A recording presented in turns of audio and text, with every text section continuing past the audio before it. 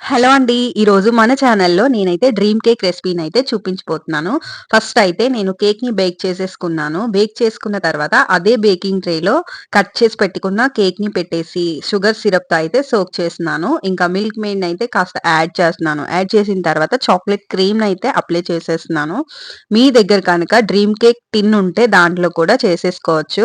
తర్వాత ఇందులోకి బాదం ఇంకా చాక్లేట్ గనాచీనైతే యాడ్ చేస్తున్నాను. సో, యాడ్ చేసిన తర్వాత నీట్‌గా ఫినిషింగ్ ఇచ్చేసి లాస్ట్‌లో మెల్ట్ చేసుకున్న చాక్లేట్‌నయితే వేసేసేయండి.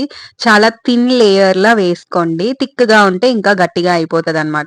లాస్ట్‌లో కోకో పౌడర్‌ని ఇలా స్ప్రింకిల్ చేసేయండి. After half an hour to 1 hour తర్వాత ఫ్రిడ్జ్‌లో నుంచి తీసేస్తే ఇలా గట్టిగా అయిపోతుంది. ఈ రెసిపీ అయితే మా ఇంట్లో one of the favourite recipe అని చెప్తాను. నాకైతే చాలా చాలా ఇష్టం.